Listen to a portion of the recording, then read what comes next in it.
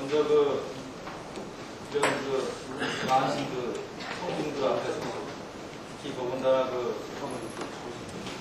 기백이 있는 고려대학교 화학인명공학과에 와서 별로 들을 만한 가치가 있을지 없을지 모르지만 이 졸강을 하게 배려해주신 과학 교수님들 그리고 참석해주신 학생 여러분 모두께 감사드립니다. 아마 제일 준비하는 과정 중에서 저희 원장님이 오셔가지고 거의 강의하는 사람들이 거의 노벨상 후보 정도 될 것처럼 이렇게 자랑을 많이 하셨다고 하는데 전혀 사실과 다릅니다. 오늘 그걸 여러분들이 눈앞에서 보시게 됩니다. 제가 생각할 때 시간은 한 1시간 반 정도 걸릴 것 같고요. 가급적이면 90분에 들도록 하겠고 아직 프로젝터가 준비가 안 됐기 때문에 잠깐 제가 여러분들한테 몇 가지 데몬스트레이션 하기 위해서 갖고 온 샘플이 있거든요. 근데 이거를 OHP나 이런 걸 써서 하는 게 아니고 직접 와서 눈으로 보셔야 됩니다. 시간이 좀 있으니까 앞에 나오셔서 이게 픽스가 될 때까지 한번 구경을 하시면 좋겠는데 세 가지를 보여드리려고 합니다. 하나는 여러분들이 요즘 복사기라든지 프린터 특히 칼라 복사기 또는 칼라 프린터에 사용되는 칼라 토너가 있습니다.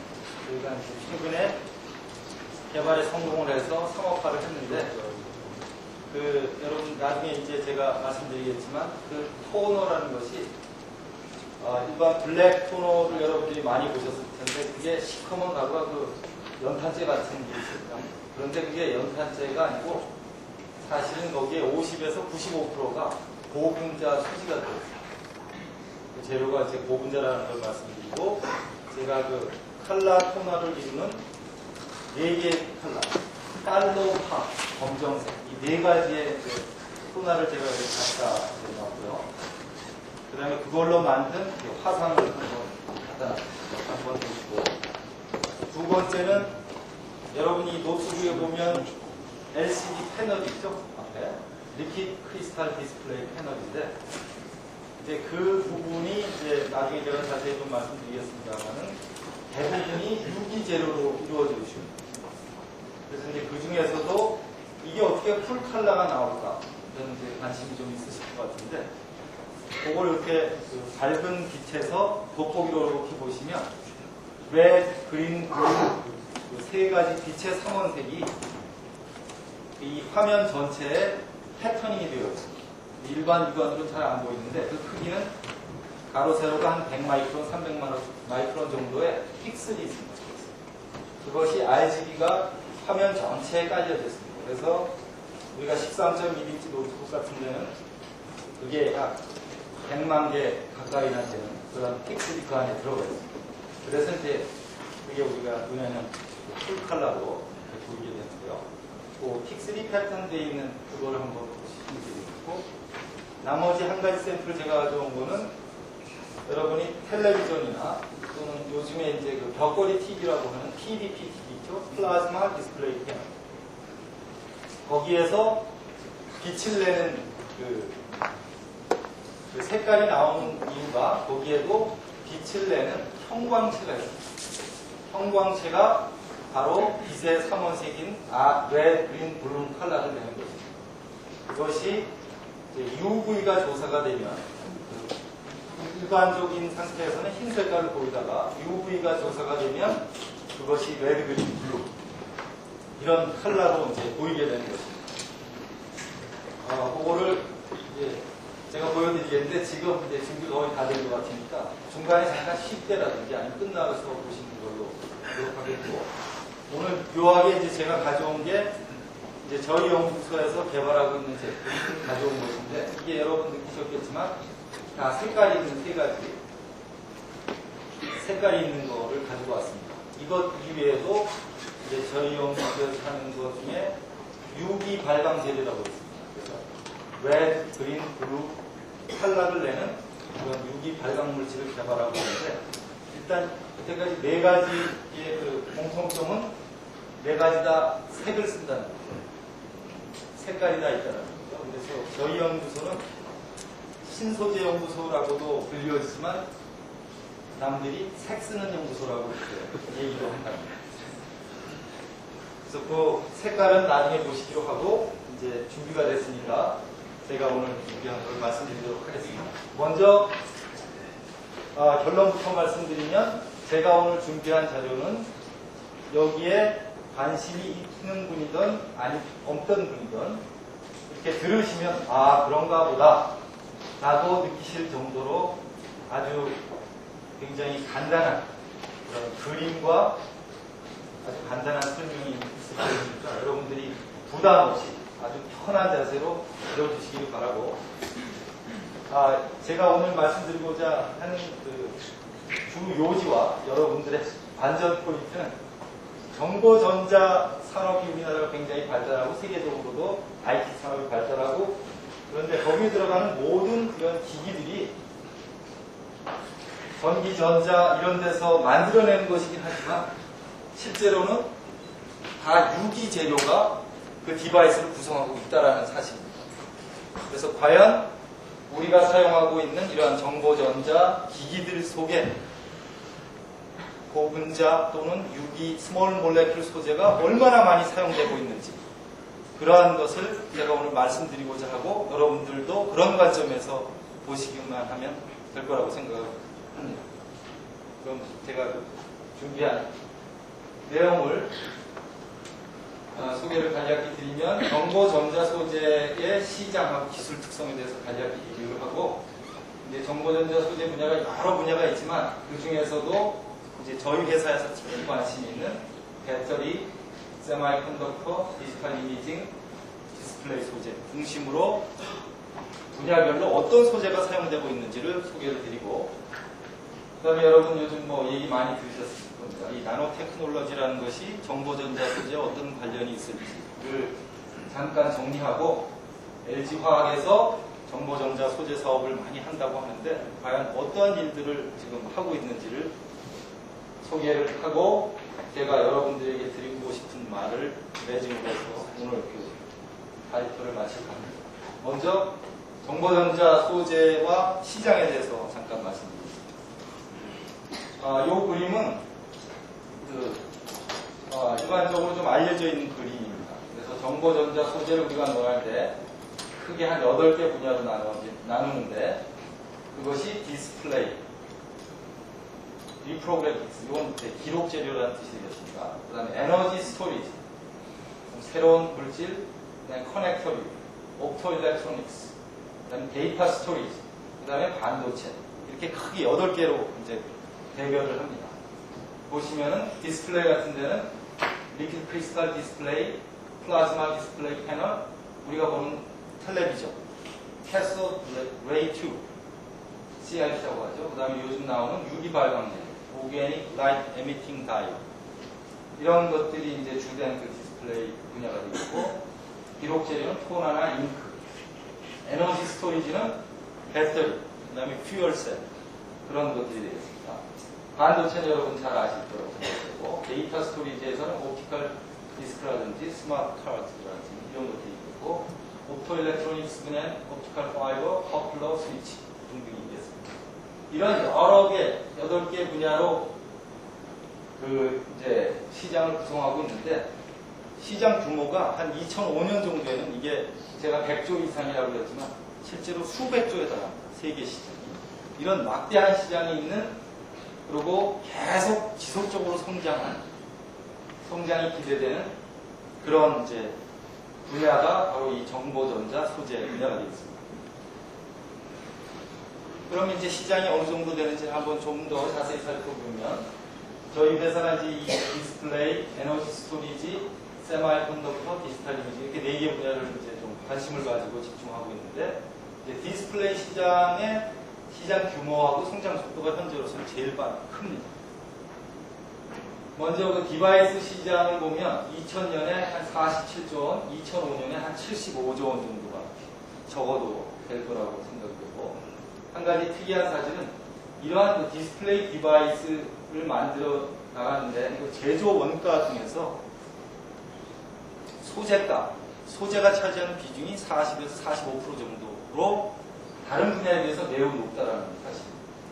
소재 시장만으로 보면 2005년에 한 22조 원 정도 됩니다.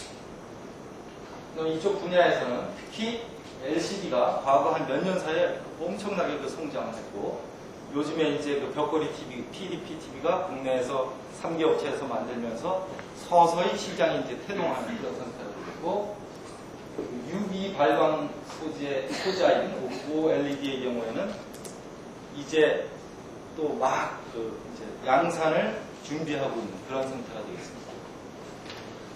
에너지 스토리지, 배터리 분야에서는 리튬 2차 전지 시장 규모가 2000년에 약 4조 원, 2005년에 10조 원입니다. 이건 여기에 제가 말씀드리는 그 숫자는 굉장히 보수적인 관측에서 나온 숫자가 되겠습니다.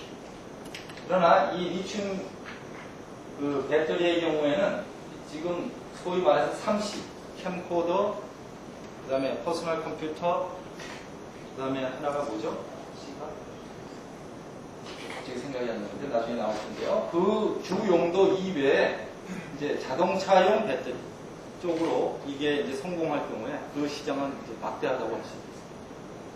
반도체 소재의 경우는 반도체는 굉장히 상대적으로 좀 이게 성숙된 산업입니다. 그래서 우리가 집적도가 높아지고 좋은 그 성능이 자꾸 올라가면 올라갈수록 소재가 늘어나는 양은 그렇게 많이 늘어나지 않습니다. 그래서 다른 거에 비해서 성장률이 그렇게 높지가 않은 소재 측면에서는 그런 분야가 되겠습니다. 그 다음에 저희가 토너로 대표되는, 토너 또는 잉크로 대표되는 디지털 이미징 재료의 경우에는 이제 추세가 칼라 관련 제품이 급신자. 우리가 옛날에 잉크도 이제 칼라 잉크로 바뀌었죠. 토너도 이제 칼라 토너로 다 지금 바뀌어가고 있는 그런 입장입니다. 근데 토너 하나만 보더라도, 토너와 잉크만 보더라도 2005년에 12조 원입니다.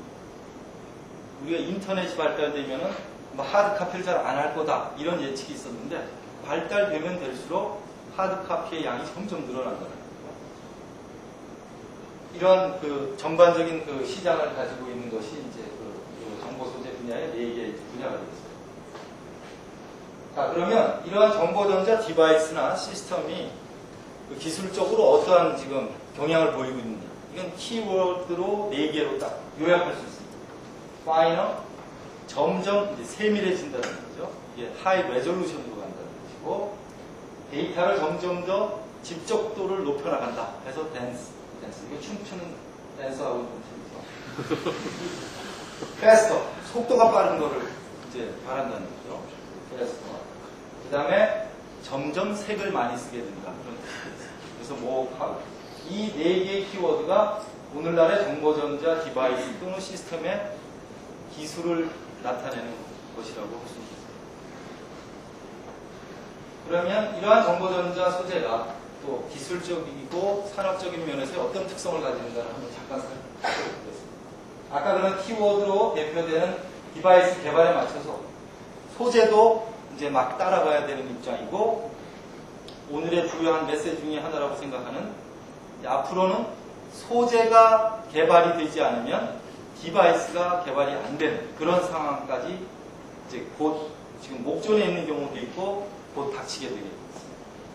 제품의 측면에서는 우리가 휴대폰 하나 보면 모델이 하나씩 나오는데 뭐 한 2, 3개월이면 하나씩 나오죠.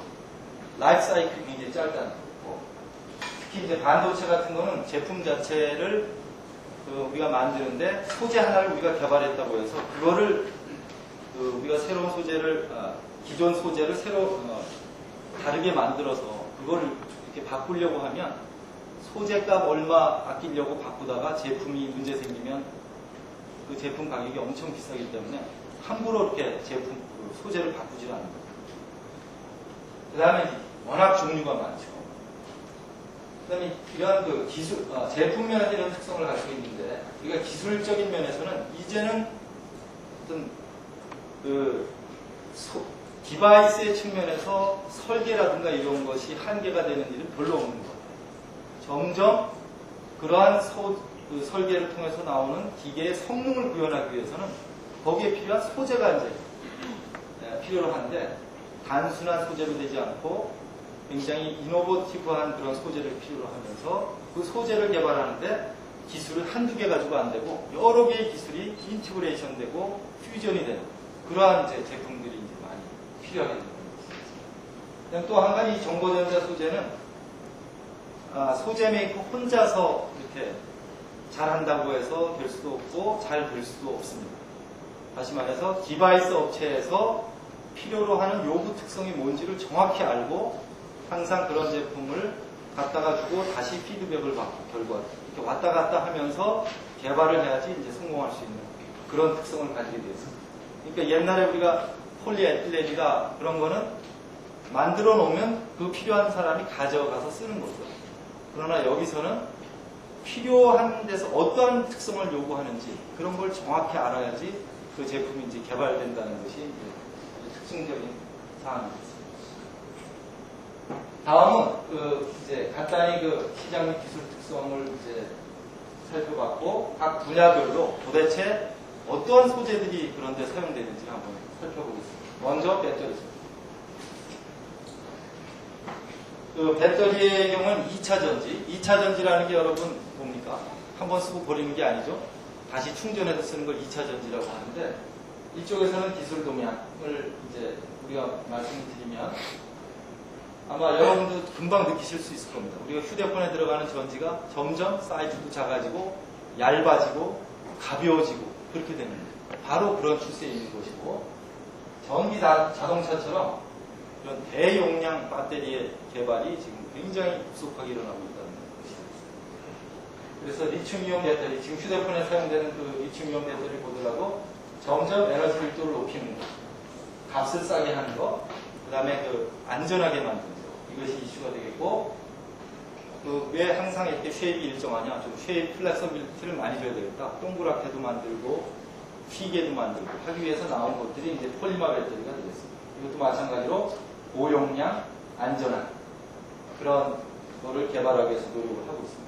지금 현재 이거 쓰는 것이 캠코더, 셀폰, 노트북 이런 쪽에 주로 쓰이고 있지만 앞으로는 전기 자동차, 그 다음에 중간 단계로서 휘발유와 배터리를 동시에 사용하는 하이브리드 전기 자동차 이런 것은 이미 이제 일부 제품이 나오기 시작하고 있는 것들이죠. 이제 이런 것들로 그 용도가 확대되면은 그 시장 규모는 이제 어마어마합니다. 요거는 그 각형, 우리 저 휴대폰에 들어가는 각형 전지의 한 그 구조를 보여드리는 건데요. 배터리에 관한 자세한 내용은 아마 다음 주에 우리 배터리 연구소장이 오셔서 아마 자세히 설명을 할 겁니다. 간단하게 뭘로 이루어져 있는가 이것만 보시면 알루미늄 캔 껍데기 있고 전극이 양극, 음극, 그 사이에 전해질이 왔다 갔다 할 수 있는 세퍼레이터. 요 기본적으로 3개로 이루어진 것입니다. 그래서 전기화학 반응을 통해서 우리가 이제 전기를 뽑아서 쓰는 것입니다. 그래서 요거는 이제 모양에 따라서 원통형도 있고 이것처럼 각형도 있고 저는 폴리마의 경우는 아주 원반형도 만들 수 있고 여러 가지로 만들 수가 있겠습니다. 자, 이 배터리를 만드는데 우리 LG화학에서 배터리를 하고 있는데 이 화학회사에서 왜 배터리를 만드느냐? 기본적으로 화학 반응을 이용한 그 제품인데 이제 조립을 한다는 면에서 이제 기존의 화학회사가 하는 게 좀 이상할지 모르지만 실제 내용은 다 그 보분자 내지는 케미칼이 전체를 차지하고 있는 거죠.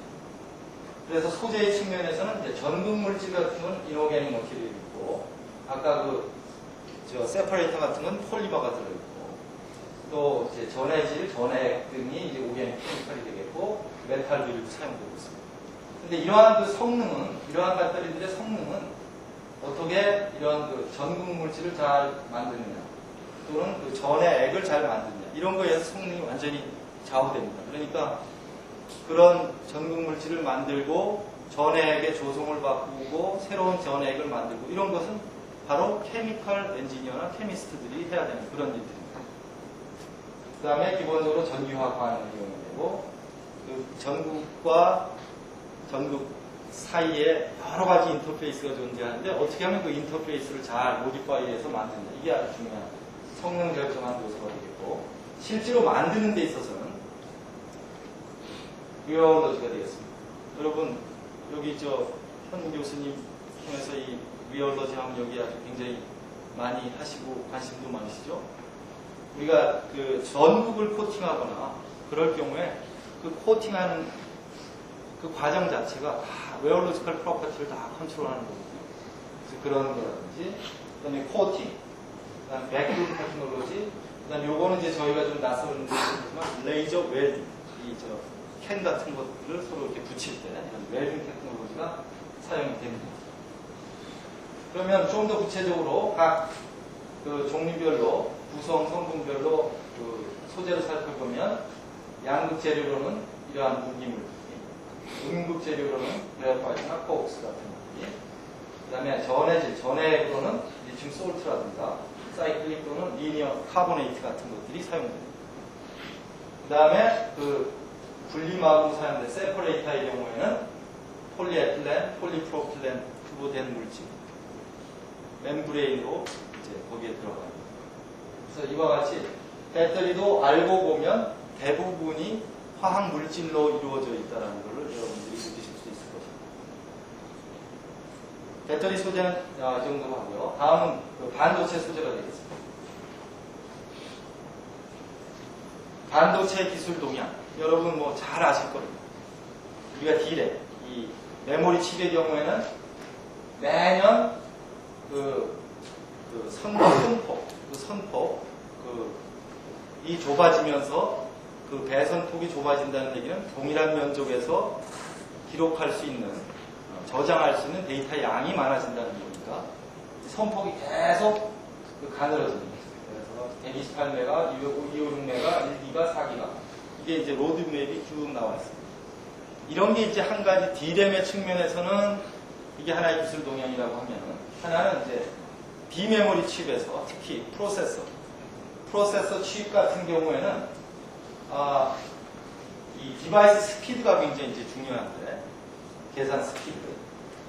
요것은 일반적으로 그 배선, 우리가 지금 반도체 그 배선 물질, 페로 그 배선 물질 그 메탈이 현재는 알루미늄이 사용되고 있습니다. 이제 그 물질하고, 그 다음에 그 알루미늄 물질이 있으니까 또 회로가 있으면 회로와 회로 사이가 이렇게 쇼트가 나거나 접촉이 되는 걸 방지하기 위한 절연제가 있겠죠. 이게 서로 쇼트가 나면 안 되니까. 그런 절연제의 그 유전상수, 다이렉트릭 컨스탄트. 요 두 개의 곱세 반비례하는 것이 이제 디바이스 스피드가 되겠습니다. 계산 스피드. 그러려면은 결국 그 배선 물질인 알루미늄을 지금보다 저항이 더 낮은 것, 전기가 더 빨리 잘 통하는 것으로 바꿔야 되고, 그거를 감싸고 있는 이 절연 물질이 지금보다 훨씬 더 절연성이 뛰어난 것을 사용해야지 이 계산 속도가 빨라진다는 거예요. 이 두 개가 큰 기술의 이제 동향이라고 볼 수 있습니다. 그래서 아까 말씀드린 대로 현재는 그 칩이 알루미늄 배선으로 되어 있습니다. 그 다음에 그 절연 물질은 실리콘 다이옥사이드라든지 플로리네이티드 옥사이드와 같은 무기 재료를 사용하고 있습니다. 현재. 그러나 몇 년 전에 이제 IBM이라는 데서 그 프로세싱 속도가 굉장히 빠른, 계산 속도가 빠른, 소위 말해서 카파 칩이라는 걸 이제 개발을 했는데, 그것이 바로 이 알루미늄을 카파로, 전기 don도가 더 좋은 걸로 배선 그 재료를 바꿨습니다. 소위 말해서 카파 칩. 이런 이제 카파 칩이 사용되고 그러면 앞으로는 이 인슐레이터, 이 절연 물질이 더욱더 절연성이 뛰어난 그런 물질로 바뀌어져야 한다는 것이죠. 이 두 가지가 이제 반도체 분야의 큰 기술 진행 방향이 되겠습니다. 이거는 이제 제가 한 가지 저희도 지금 관심 있게 하는 일인데요. 이게 보면 반도체 칩을 이렇게 딱 단면을 잘라내는, 단면을 보시는 건데, 이게 요걸 요즘에 뭐라 그래야 되나? 여기 살색이라 그러면 인종차별 문제가 있다고 해서, 이거 무슨 색이라고 그러죠? 하여튼 요 색.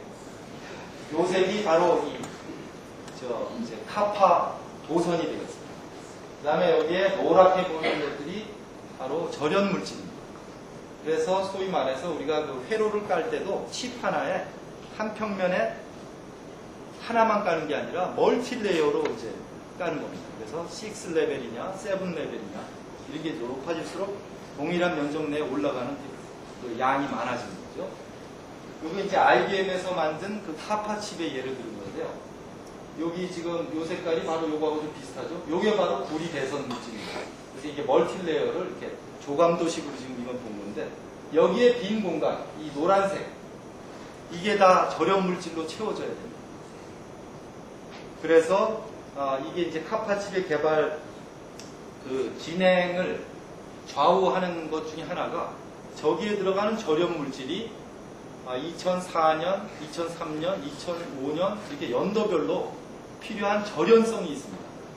우리가 원하는 스피드를 구현하기 위한 그 절연 물질이 있는데, 그 절연 물질을 지금 제대로 개발해 내고 있지를 못합니다.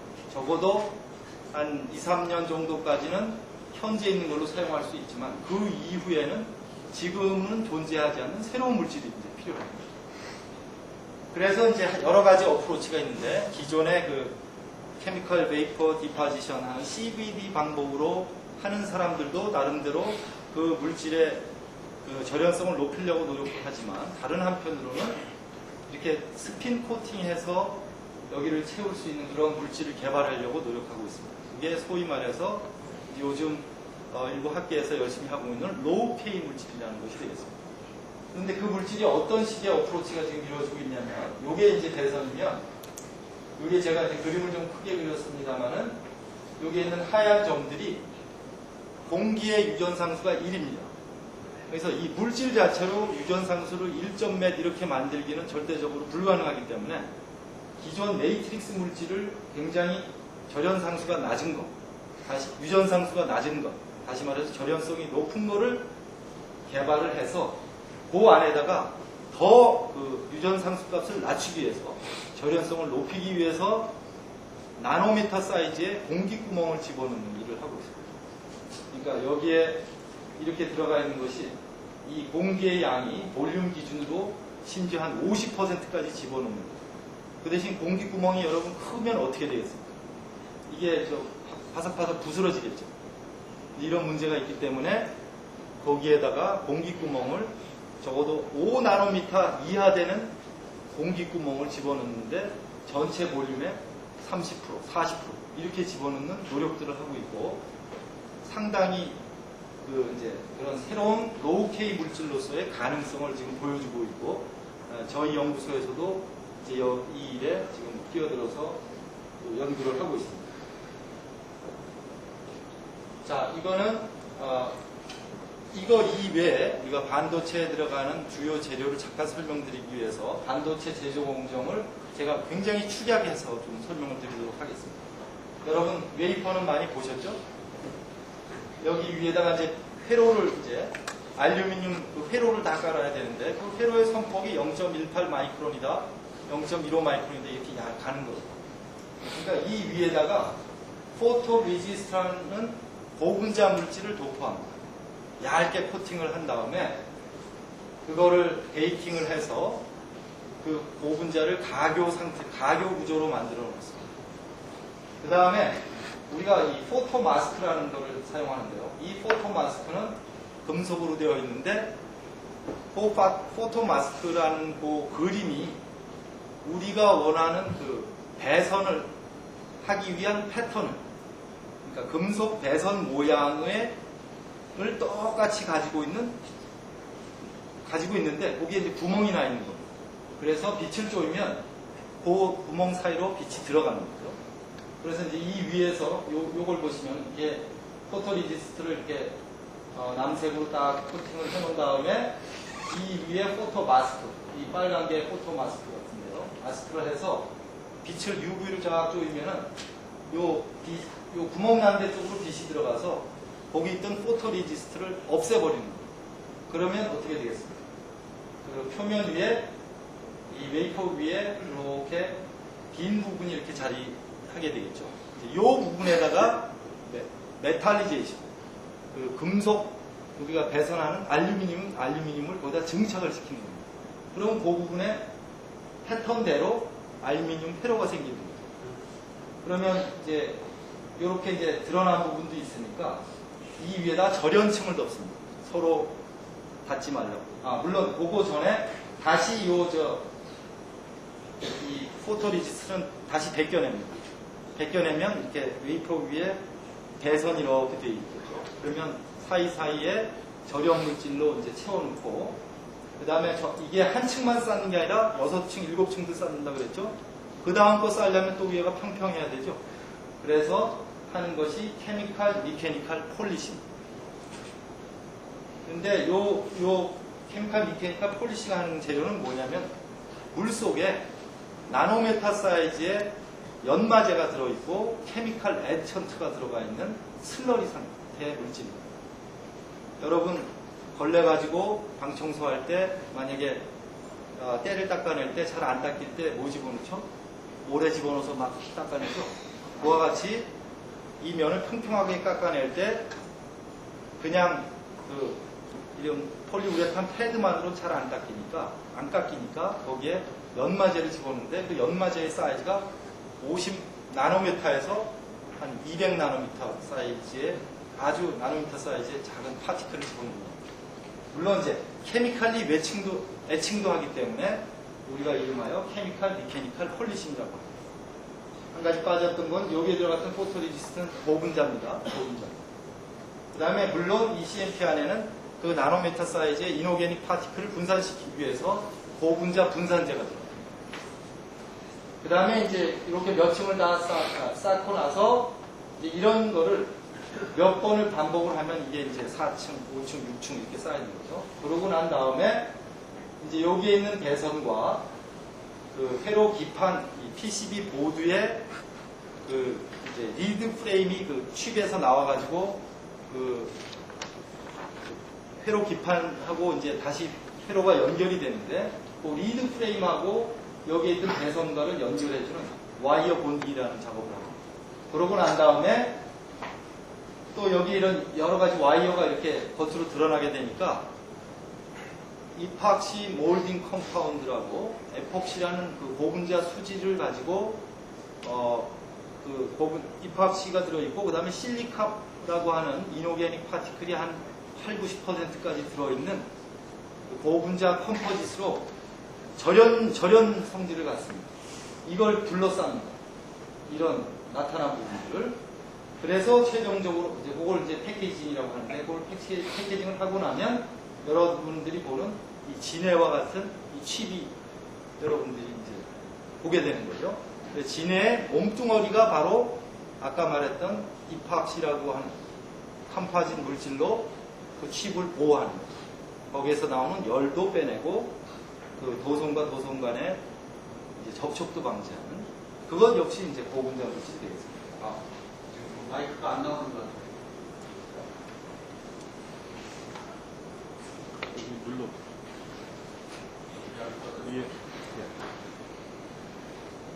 그래서 이걸 다시 한번 여기 사용되는 그 부분, 웨이퍼는 실리콘 계통이고요.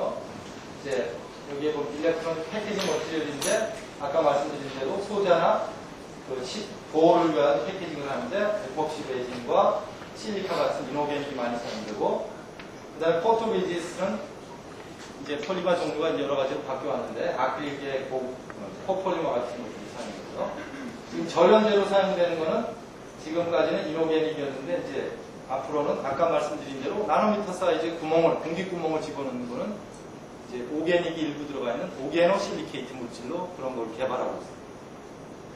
그 다음에 이제 CMP에는 아까 말씀드린 대로 폴리머 디스포전트, 그다음 이노게닉 연마제 케미칼이 들어가고 이제 프로세스 케미칼로 가스라든지 솔벤트 같은 거 씻어내고 그런 일들을 하는 물질이 들어갑니다.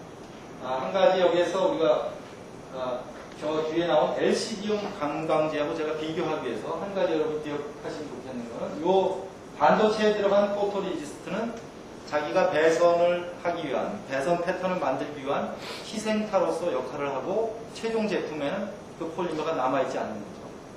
그거를 좀 기억해 주시면 좋겠습니다. 자, 여기까지가 반도체 소재고요. 디지털 이미징 소재를 넘어가겠습니다. 토너입니다. 토너. 제가 이제 잉크는 생략하고 저희 회사에서 지금 저희가 연구소에서 하고 있는 토너를 중심으로 설명드리면 1959년부터 토너가 생긴 이래로 이제 마그네틱 토너가 나오기 시작하면서 활성화하는데 레이저 프린터라는 게 생겼고요. 그 다음에 93년에 칼라 레이저 프린터가 생겼습니다. 물론 이 이전에 우리가 잉크젯은 더 이전인 거고요. 그 다음에 요즘에는 칼라 레이저 프린터도 속도가 엄청 빨라져서 분당 16장 막 이렇게 나오는 칼라 이제 도서 프린터가 나오는데 이쪽 분야의 기술 동향은 칼라화되고 있다. 속도가 빨라지고 있다. 그 다음에 마치 프린트한 그 화상이 일반 사진과 동일한 퀄리티를, 픽처 퀄리티를 낸다. 그리고 복합화라는 게 뭡니까, 여러분? 팩스 머신도 되고, 프린터도 되고, 카피어도 되고, 이런 복합화. 그런 쪽에 맞는 이제 이런 기록 재료들이 이제 개발이 되고 있습니다. 자, 그러면 여러분 그 토너가 우리가 저 복사할 때 여러분 여기서 복사 안 해보신 분은 없을 것 같은데 우리가 경험하는 걸 한번 잠깐 말씀드릴게요. 어떤 식의 원리로 이게 토너가 복사가 되는지. 여러분 그 복사기 드럼이라는 얘기 들어보셨습니까? 소모품 중에 이렇게 원통형으로 이렇게 생긴 게 있습니다. 그 안에 보면 다 있는데 그게 포토 컨덕티브 드럼입니다. 빛을 받으면 일렉트로 컨덕티브 해진다 해서 포토 컨덕티브 드럼입니다. 표면 물질이. 그러면 우리가 이 포토 컨덕티브 드럼을 이제 기준으로 해서 이렇게 단면을 자른 건데요. 처음에 그 컨덕티브 드럼 그 표면에 차지를 다 띄우게 합니다. 그 설비가 있는데요. 그럼 표면에 예를 들어서 우리가 네가티브 차지를 그 드럼 표면에 전면에 다 이렇게 차지를 띄우게 합니다. 그 다음에 이제 빛을 쪼이는데 여러분 복사할 때 어떻게 됩니까? 복사할 거 딱 놓고 딱 덮고 누르면 불이 번쩍하고 지나가죠. 복사하려고 하는 것에 빛을 딱 비춘다는 거죠. 그래서 꺼멓게 된 부분은 빛이 안 통과하고 허옇게 된 부분만 빛이 도로 반사돼서 나오겠죠. 그러면 그 반사되어 나온 빛이 드럼 표면을 비춥니다. 그러면 까만 부분은 빛을 안 쪼이고 허연 부분만 빛이 이제 이렇게 한 원 쿠션, 투 쿠션 이렇게 맞아서 들어와서 표면을 이렇게 비칩니다. 그러면 아까 말씀드린 대로 표면에 차지를 띄고 있다가 빛이 탁 닿으면 전기가 통하니까 그 부분의 차지가 없어지는 거죠. 그러면 이 드럼 표면에 어떤 상태로 남느냐? 내가 복사하고자 하는 예를 글씨 A를 쓴다 그러면 A라고 하는 그 부분만 차지가 우리가 눈에는 보이지 않는 차지가 그 드럼 표면에 이렇게 묻어있는 거예요. 그 다음에 옆에서 이제 토너가 딱 공급됩니다. 이때 이 토너는 여기에 마이너스 차지가 띄어져 있으면 플러스 차지를 띄는 토너 파티클이 한 10마이크론 정도 크기인데 그 각각의 파티클이 차지를 띄고 있습니다. 뒤에서 제가 지금도 설명드리는데 차지가 딱 붙은 토너가 반대 차지가 오니까 이 토너가 어떻게 되겠습니까? 드럼 표면에 가서 달라붙는 거예요. 마이너스 플러스. 그럼 드럼이 계속 돌다가 그 다음에 종이가 싹 들어옵니다. 그럼 토너가 드럼 표면에 붙어 있다가 종이의 그 밑에서 훨씬 더 큰 차지로 확 잡아당깁니다. 그러면 드럼에 있던 토너 파티클들이 종이로 이렇게 트랜스포가 되어나가죠. 그 다음에 더 진행되면은 어떻게 됩니까? 토너의 구성 성분이 50에서 95%가 고분자라고 했죠. 그거를 따끈따끈한 이 퓨저 롤러 열을 가해서 토너를 녹여서 종이에 붙이는 거예요. 그래서 여러분들이 복사하고 나서 종이를 딱 만져보면 뜨끈뜨끈하죠.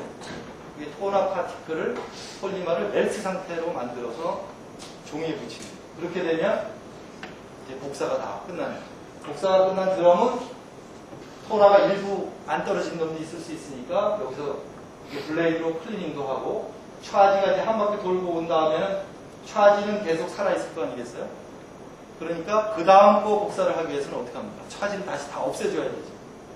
싹 빛을 비춰갖고 차지를 다 없애준 다음에 다시 차징을 이제 전면을 다. 이게 반복되는 게 복사의 과정. 다음 장에서 이거를 이제 지금은 부분 동작으로 설명드렸고 약간 동영상으로 한번 보겠습니다. 멀리 있으셔서 잘 안 보이실 것 같은데 차지 표면에 마이너스 차지가 상당히 크게 해놨어요. 이 차지를 딱 띄죠. 여기 뭡니까? 복사 할 때 R자를 지금 복사하려고 그러는데 빛이 싹 지나가면서 이 빛이 반사된 온 거를 다시 이 표면에 빛을 쪼이는 거죠. 그러면 R자라고 쓰인 그 부분만 마이너스 차지가 남아있고 그 다음에 디벨로핑 단계에서 토너가 가서 그 R자 쪽에 와서 붙는 거죠. 그 다음에 더 밑에 가서 종이가 들어가면서 종이의 밑면에서 더 큰 마이너스 차지로 당기면 토너가 종이로 옮겨온 다음에 이런 상태로 들어갔다가 이 핫 롤에 통과를 하고 나면 녹아서 딱 종이에 달라붙는 거죠. 그러고 다시 클리닝하고 빛을 쪼여서 차지를 없애요. 이게 반복되는 게 여러분 복사하는 겁니다. 레이저 프린터도 똑같습니다. 그러니까 여기에 제일 중요한 게 뭐냐? 여러분 복사기라든지 그 프린터 값은 말이죠. 굉장히 싸요. 실제로 제조하는 코스트에 비해서 사는데. 그러나 이 비용은 제일 많이 들어가는 게 어디서 들어가느냐? 바로 토너 값에서 들어갑니다. 그러니까 토너가 굉장히 비싸죠. 여러분 뭐 200g에 뭐 6만 원, 10만 원도 하고 있어요. 그럼 이건 지금 블랙의 경우이겠고 칼라의 경우는 어떻게 되겠습니까? 4개. 빨로파 검정. 4개의 토너를 이런 걸 반복한다고 하시면 풀 칼라가 나올 수 있겠죠. 이거는 이제 구조상 조금 이렇게 중간에 인터미디 벨트를 이용하거나 여러 가지 그 구현하는 방식이 있는데 이런 거를 4번 반복한다고 생각하면 드럼이 동시에 4개가 있고 토너가 다 4가지가 다 따로 있으면 그거가 이제 풀 컬러로 바뀔 수가 있겠죠. RGB, 레드, 그린, 팔로파 이런 토너들이 여기 있습니다. 다음. 그럼 이 토너는 어떻게 구성되어 있느냐? 토너 모양이 이렇습니다. 여기 보시면 지금 뭐 마치 고구마처럼 이렇게 생겼는데 약간 이렇게 무정형으로 사이즈가 한 7에서 12 마이크론. 이거는 우리가 그 레졸루션에 따라서 이 크기를 조절할 수가 있습니다. 그 다음에 어떤 토너는 이렇게 아주 거의 퍼펙트 스피어 같은 이런 토너도 있습니다. 이게 이제 최근에 나오기 시작한 토너인데 구성성분을 보면은 바인더 레진이라고 하는 것이 폴리에스터나 스타일렌 아크릴릭 코폴리머가 이제 많이 사용되는데 이게 이제 마그네틱 타입이냐 넌 마그네틱 타입이냐에 따라 틀린데 대체로 적게는 50%, 많게는 95%가 바로 고분자 물질이죠. 그 다음에 이제 칼라 토너의 경우에는 칼라가 이제 피그먼트들이 이렇게 들어가겠죠. 그 다음에 차지를 띄어야 된다 그랬죠. 작은 파티클이 차지를 띄기 위해서 스스로 파티클이 이렇게 비벼지면서 스스로 차지도 띄지만 더 빨리 띄라고 차지 컨트롤 에이전트 같은 것이 들어가고 그 다음에 이제 뜨거운데 잘 붙지 말라고 왁스 같은 게 일부 사용되기도 합니다. 그 다음에 이제 토너 파우더가 마이크론 사이즈의 파우더가 이렇게 잘 흘러야 되니까 토너가 잘 피딩이 돼야 되니까 그런 거를 위해서 또한 이 차지 특성을 컨트롤하기 위해서 이 토너 파티클을 만든 다음에 외부에 실리카 물질이라든지 이런 나노미터 사이즈의 작은 파티클을 사용해서 이제 토너를 만드는 것이 되겠습니다. 그러면 이 각각의 토너를 어떤 방법으로 만드는지를 잠깐 설명하겠습니다. 이건 분쇄 방법. 이건 이제 전통적으로 쭉 해오던 방법입니다. 그래서 들어간 원료, 폴리머, 뭐 때로는 마그네타이트, 때로는 카본 블랙 이런 것들을 이렇게 믹싱을 해서 압출기 같은 데서 넣어서 이제 나오는 거를 적당히 눌러서 대강 분쇄를 하는 거. 이제 시킨 다음에 분쇄를 한 거를 젯 밀링이라고 하는 장비를 써갖고 젯 밀러를 써가지고 그 마이크론 오다로 사이즈를 이제 쪼개는 겁니다. 그거는 이제 쇠에 가서 이제 부딪히게 갖고 이제 깨는 방법인데 그러고 나면 입자 분포가 이제 분포가 넓으니까 특수한 그 클래시파이어를 써서 사이즈를 우리가 원하는 레인지로 이렇게 처리를 해냅니다. 그 다음에 그 나온 파우더를 가지고 아까 말씀드렸던 그 외첨 파우더들을 이제 첨가해서 토너로 만드는 것입니다.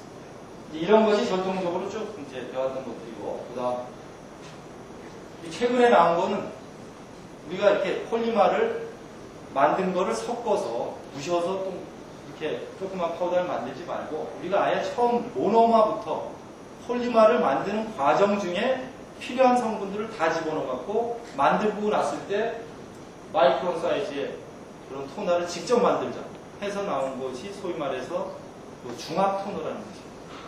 이거는 이제 모노마 믹스처 하고 각종 뭐 게시제라든지 피그먼트, 왁스 같은 거를 집어넣고 물 또는 솔벤트를 집어넣고 서피스 액티브 에이전트를 집어넣어서 이렇게 분산을 시킵니다. 그래서 동글동글한 그 분산 상태로 만든 다음에 이제 중합을 보냅니다. 그러면 그때 들어간 모노머가 폴리머로 되면서 필요한 성분들이 다 들어가 있는 동그란 파티클이 됩니다. 근데 여러분 동그란 파티클이라고 다 좋은 건 아니에요. 너무나 동그라면은 이렇게 차지가 잘 디벨롭이 안 돼요. 그래서 오히려 이렇게 삐죽빼죽한 게 이제 차지가 잘 디벨롭이 되는데 이제 이 중합 토너의 경우는 그런 게 좀 약점이고 또는 이제 그 잔류하는 모노마 때문에 이렇게 냄새가 많이 난다든지 이런 문제들도 있습니다. 그러나 아주 균일한 사이즈를 폴리마를 만든 걸 다시 분쇄하지 않고 모노마로부터 최종 제품을 인시튜로 만들어낼 수 있다는 것이 이제 장점이라서 현재로는 가격이 좀 비싸지만 앞으로 이 토너의 사이즈가 5마이크론보다 더 작아야 된다. 다시 말해서 레졸루션이 지금보다 훨씬 높아야 된다. 그럴 경우에는 기존에 분쇄하는 방법으로는 한계가 있습니다. 잘게 빠르려니까 시간이 오래 걸려서 수율이 떨어집니다. 그래서 그때는 이제 이런 중합 방법 아니면 안 될 거다. 이제 이렇게 생각합니다. 자, 여기까지가 이제 디지털 이미징 소재가 되겠습니다. 자, 다음은 이제 디스플레이 소재가 되겠습니다. 자, 디스플레이 관련해서는 이게 이제 몇 가지 여러분들 그 종류가 있는데 TFT LCD 여러분 뭐 노트북 같은 거 대부분 다 TFT LCD고 그다음 패시브 매트릭스 LCD TFT는 픽셀 하나하나마다 온오프 스위치가 다 달려붙어 있고 고급 제품이다 이렇게 생각하시면 되겠습니다. 그 다음에 패시브 매트릭스는 그거보다 좀 더 간 거고 그 다음에 플라즈마 디스플레이 패널이라고 하는 벽걸이 TV 6기 그 발광 소자 이런 것들을 보면 그 2005년에 한 디바이스 시장 75조에 된다고 맨 처음에 말씀드렸고 LCD는 꾸준히 성장을 할 거다. 특히 LCD가 노트북이 됐다가 시장이 갑자기 커진 것이 이제 모니터가 요즘엔 LCD 모니터로 많이 바뀌었죠. 그래서 이제 그 시장이 많이 늘고 있고 이제 나머지 한 또 카테고리는 LCD TV로 넘어갈 때 그 수요가 이제 또 폭발적으로 늘어나는 것이 되겠습니다. 지금 현재 LCD TV는 이제 그 기존의 그 CRT TV에 비해서 성능이 지금 떨어지기 때문에 많이 사용되고 있지 않지만 여기에 브레이크스루가 일어날 경우에 엄청난 시장이 이제 PDP는 이제 막 시작을 했는데 2005년에는 약 9% 정도가 시장을 점유할 것으로 이제 보이고 6.2에는 이거보다 더 늦었지만은 2005년 경우에는 전체 한 5% 정도를 차지할 것이라고 지금 예측되고 있고 또 특히 6.2 그 오게닉 LED의 경우에는 여러분이 그 휴대폰 같은 거는 지금은 이제 LCD로 컬러가 그 LCD로 다 되어 있는데 그것이 모두 다 오게닉 LED로 이제 바뀌게 될 것입니다. 이제 그 첫 제품들이 일부 막 나오려고 하는 그 중인데요. 그 이유는 오게닉 LED가 기존의 LCD에 비해서 두께가 얇고 전력 소모가 적고 옆에서 봐도 화상이 깨끗하게 잘 보이고 밝고 이러기 때문에 이제 그걸로 바뀔 거라고 예상을 하고 있는데 지금까지 그 오게닉 LED 디바이스가 그럼 왜 아직까지 그 정도 안 됐느냐? 그 이유는 딱 한 가지입니다. 오게닉 LED를 구성하고 있는 유기 물질의 성능이 원하는 수준까지 못 올라갑니다. 그래서 이제 여러 군데에서 그 성능을 개선하려고 지금 노력을 하고 있고 이제 저희 연구소에서도 그런 일들을 많이 하고 있습니다. 자, 그럼 이거는 여러분들이 지금 디스플레이가 여러 가지가 있는데 과연 그 스크린 사이즈, 화면의 크기하고 이 Y축은 얼마나 이렇게 세밀하게 잘 보이냐 그런 뜻이 되겠습니다. 이런 측면에서 여러 가지 그 디스플레이 그 디바이스들이 각각의 시장 세그먼트를 어떻게 차지할 것인가를 이제 설명하는데요.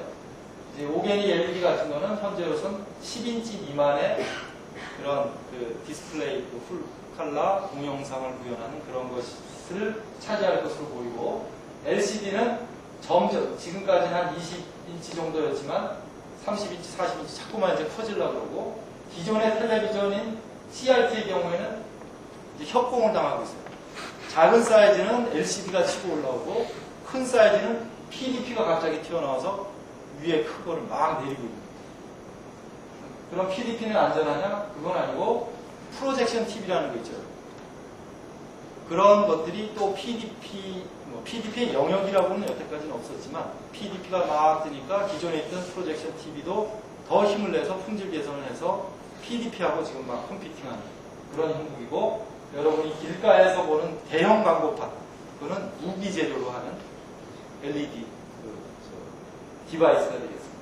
그래서 그 디스플레이 디바이스 간의 크기에 따른 그 마켓 세그먼트를 차지하기 위해 치열한 전쟁이 지금 벌어지고 있습니다. 그러면 우리가 소위 말해서 플랫 패널 디스플레이, 이 평평한 패널 디스플레이가 이제 조금 전에 말씀드린 이 네 가지가 되겠습니다. 이제 CRT는 이제 곡면을 이루고 있기 때문에 그건 플랫 패널 디스플레이라고 지금 하지 않습니다. 그건 빠지고 LCD, PDP, 오게닉 LED, 프로젝션 TV가 기술적으로 각각 어떤 문제 때문에 지금 고민하고 있고 해결을 하려고 노력하고 있느냐를 간략히 보겠습니다. 먼저 LCD. 여러분 노트북 보면은 옆에서 보면 잘 안 보이죠? 그 뷰잉 앵글. 옆에서 봐도 잘 보이는데.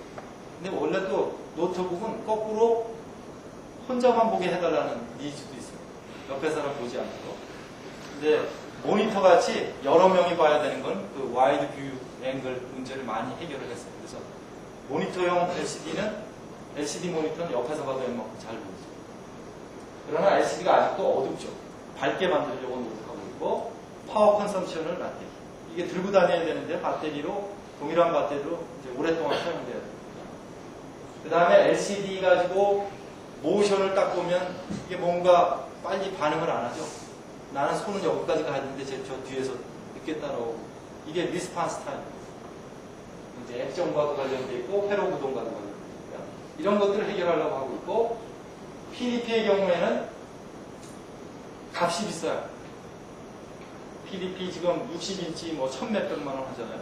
근데 그게 경쟁력을 가지려면 앞으로 인치당 10,000원 정도, 10만 원 정도가 됐을 때 CRT라든가 기타 다른 디스플레이보다 훨씬 경쟁력을 갖는다고 얘기하고 있어서 값을 내리는 거.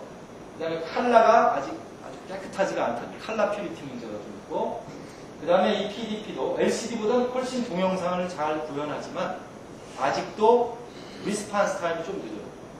공 빵 찼을 때 무지하게 빨리 날아가는 그 공을 제대로 정확하게 구현을 못한다는 문제가 있죠. 그러나 지금 여러분들이 보시기엔 크게 그걸 잘 구분을 못하실 거예요. 그러나 기존의 텔레비전보다는 저게 떨어진다는 거예요. 그리고 여러분 PDP가 약간 따뜻하죠? 열이 좀 많이 난다는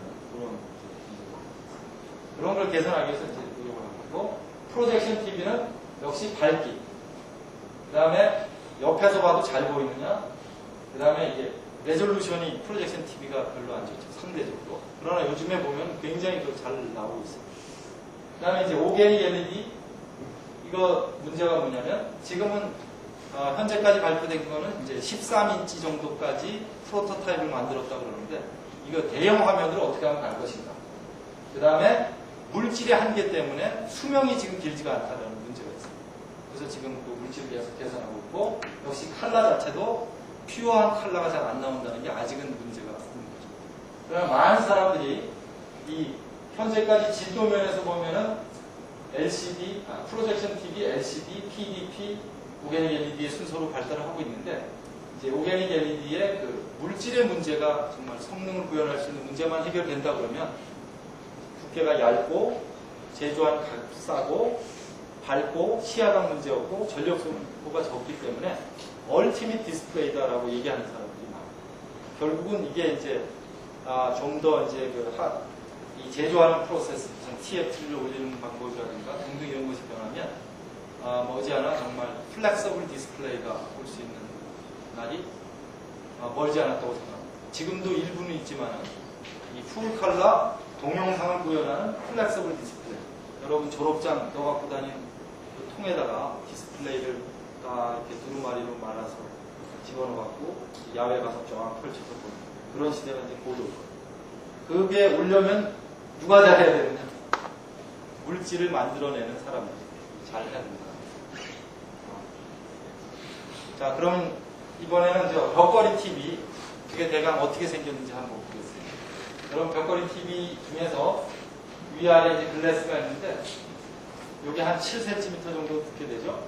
근데 요 안에 요 픽셀 하나입니다. 레드, 그린, 블루 이렇게 다 픽셀이 있는데 요거 자체 사이즈가 이제 1mm가 채 안 돼요. 요 하나하나마다 이렇게 형광체가 발라져 있습니다.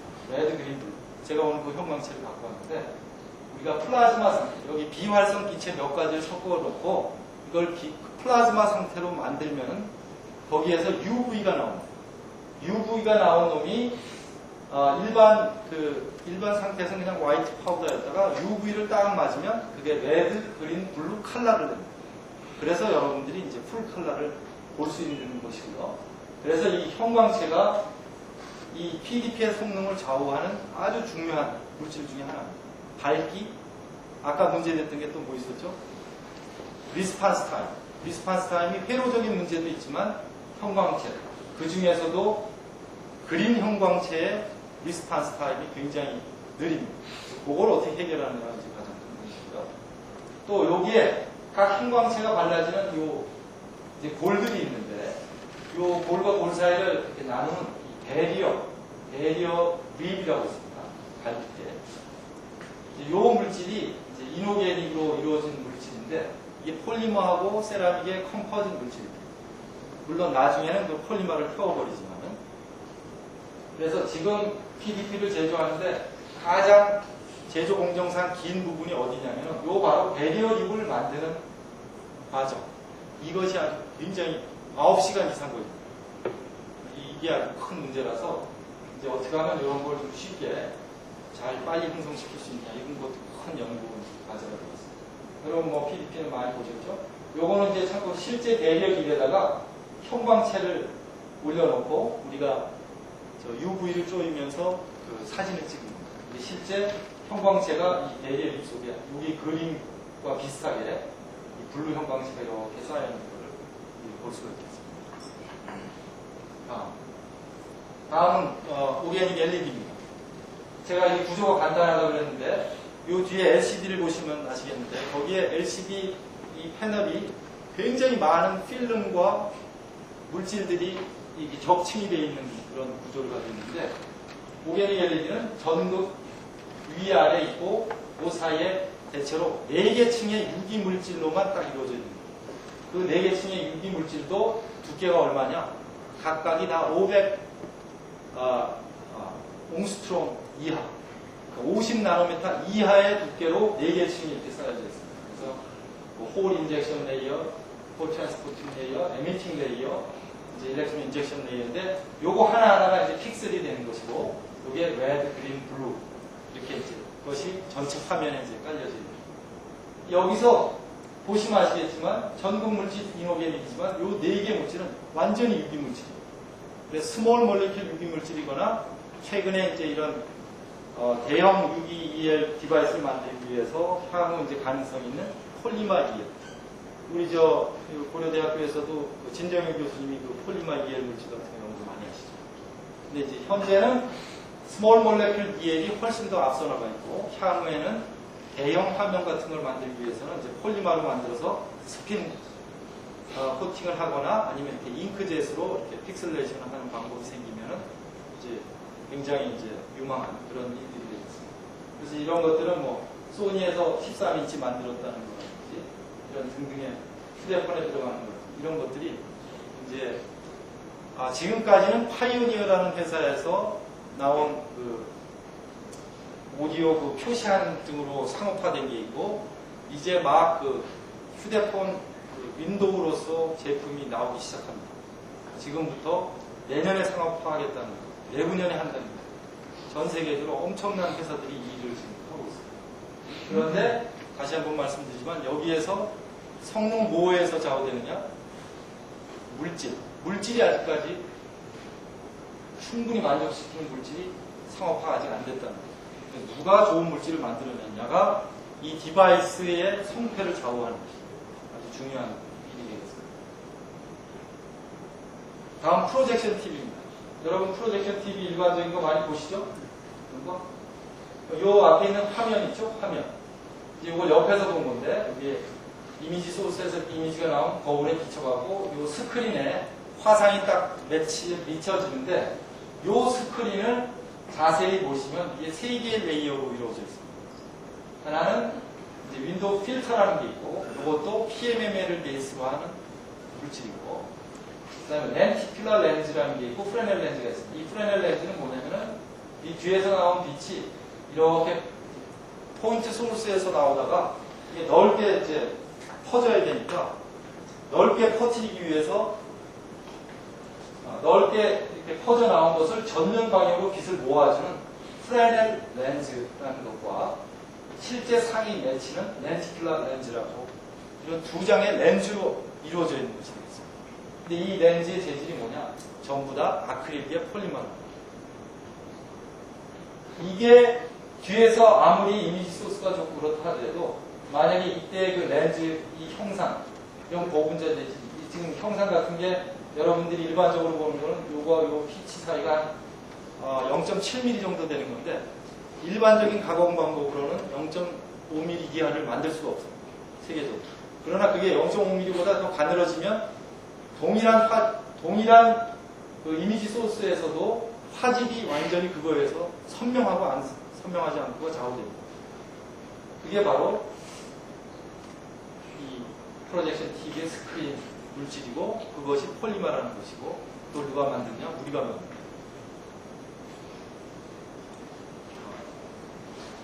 자, 그럼 이제 여러분들 노트북 많이 보셨는데 LCD 모식도입니다. 이거 이제 위에 눈이 있는 거고, 저 LCD를 한번 툭 자르는 겁니다. 맨 위에 있는 게 이제 코팅이 좀 되어 있긴 한데요. 폴라라이저라는 게 위아래 이렇게 두 장이 들어가고, 중간에 액정이 들어가고, 리퀴드 크리스탈 디스플레이니까 리퀴드 크리스탈이 사용되고, 그 색깔은 뭐 때문에 나오느냐? 레드, 그린, 블루, 세 가지 빛을 내는 컬러 필터 포토 미지스트라는 것에 의해서 이제 색깔이 나옵니다. 요거 하나의 크기가 아까 말씀드린 대로 100마이크론 정도 폭이 되고, 이제 위로 한 300마이크론, 이런 모양이 되겠습니다. 자, 여러분들 이 밑에 가보시면 이 반사판이 있고, LCD 그 패널에 보면은 이렇게 실 같은 전구따마가 들어있습니다. 이 옆에. 그럼 그 전구따마에서 빛이 옆에 붙어 있으니까 이게 전구따마를 뚝 자른 건데요. 이 빛이 옆에 있으니까 빛이 앞면으로 가기 위해서 도광판이라는 게 이렇게 있어요. 그럼 빛이 앞으로 이렇게 나가죠. 그 다음에 그 앞에 폴리머로 된 디퓨저가 있어요. 앞으로 빛이 고르게 분산되라고. 그 다음에 프리즘 필름이 있습니다. 이건 뭐냐? 이렇게 퍼져 있던 것을 앞쪽으로 보내주기 위한 빛을 모으는 프리즘 필름이 있고, 첫 번째 폴라라이저가 나옵니다. 여러분 옛날에 국민학교 때 배웠던 폴라라이저, 애널라이저 배우셨죠? 빛이 들어가면 반은 통과되고 반은 안 나옵니다. 한쪽 방향으로 편광돼서 나옵니다. 그러면 편광의 방향이 이 폴라라이저하고 이 폴라라이저가 서로 직교해 있어요. 그럼 여러분 직교해 있는 폴라라이저는 빛을 보면 투과가 안 되는 거죠. 그럼 폴라라이저가 하는 역할이 뭐냐면 빛의 커튼 역할을 하는 거예요. 빛을 차단하는 역할. 그럼 중간에 있는 액정이 뭘 하느냐? 액정은 빛의 양을 조절하는 밸브 역할을 하는 거예요. 그러면 빛이 통과할 때 이제 여기 전부 다가 이제 액정으로 차 있는데, 이 액정이 이제 소위 말해서 트위스티드 뉴매틱 액정이라는 게 있는데, 액정이 이렇게 나선형 방향으로 이렇게 배양이 되어 있어요. 그래서 이게 뭘 하는 거냐면, 우리가 밑에서 빛이 오면은 여기에 편광된 방향의 빛이 이렇게 가다가 액정을 만나면 액정의 그 배양된 정도에 따라서 쭉 따라서 빛이 돌아가요. 돌아가다가 이쪽 위를 보면은 이 액정이 없을 경우에는 서로 직교 방향으로 해놨으니까 시커멓게 돼야 되는데, 액정이 예를 들어서 요 밑에 요게 하나의 픽셀인데 여기하고 여기 사이에 이제 전극이 있는데, 전기를 딱 걸어주면 쫙 하고 일자로 딱 서요. 가만히 있을 때는 빛이 요 액정을 따라서 편광이 돼서 직각 방향으로 놓여있던 걸 통과해서 그대로 나갑니다.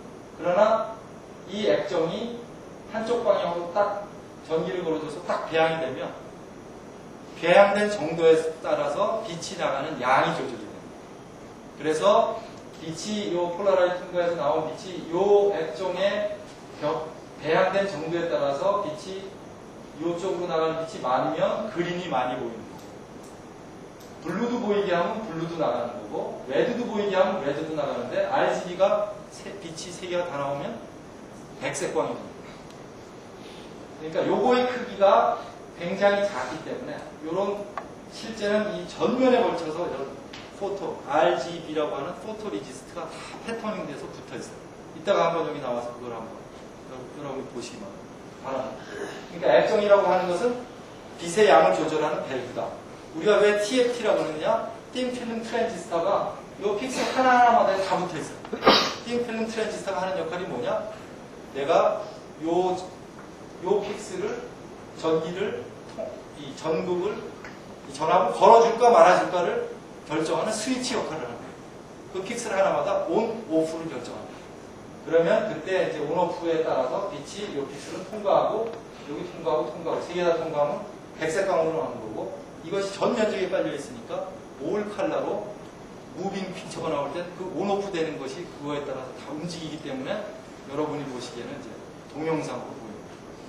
여기에 들어가는 물질, 여기에 있는 전구, 그 다음에 반사식, 이 리플렉션 반사판, 그 다음에 여기에 들어가는 ITO, 투명 전극, 글래스 제외하고 100% 다 유기물질.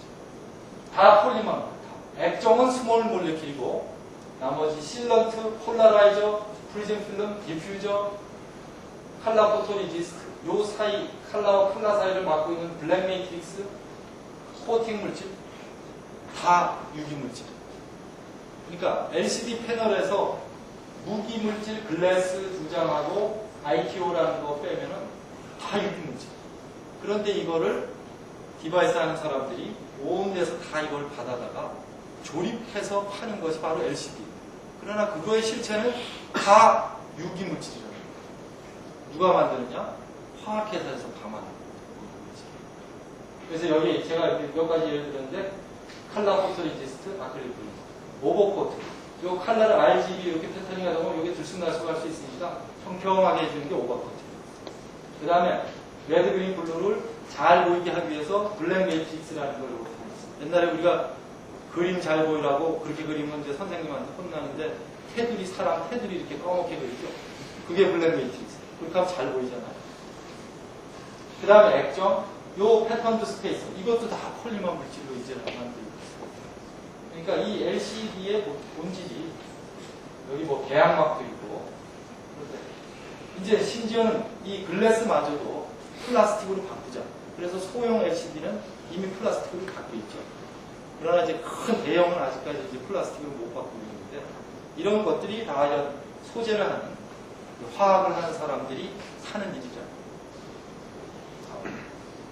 거기에 들어가는 것 중에 이제 바로 다음 주에 우리 정보전자 소재연구소장 강영기 소장이 와서 설명을 좀 자세히 할 텐데, 이제 우리가 생산하고 있는 것 중에 하나가 이제 폴라라이저라는 거예요. 이 폴라라이저, 여러분들이 들어본 폴라라이저가 실제로 그 안에 보면은 이게 멀티레이어 물질이에요. 그래서 제일 가운데에는 폴리바이닐 알코올이라는 폴리머가 이렇게 한쪽 방향으로 쭉 잡아당깁니다. 스트레칭을 한 그런 폴리바이닐 알코올이 있고, 그 안에 요드로 영착이 되어 있어요. 그래야지 이제 나중에 이제 평광성이 나오고 그러기 때문에 하는데, 뭐 그 자세한 것보다는 폴리바이닐 알코올이라는 물질과 위아래를 트리아세틸 셀룰로스라고 하는 폴리머 물질로 위아래가 이렇게 덮여져 있어요. 그 다음에 이거를 글래스에 갖다 붙이기 위해서는 프레셔 센시티브 어드헤지브라고 하는 폴리머 물질이 밑에 붙어 있어요. 이거를 보호하기 위해서 위아래 보호 필름이 붙어 있어요. 이 폴리머 물질.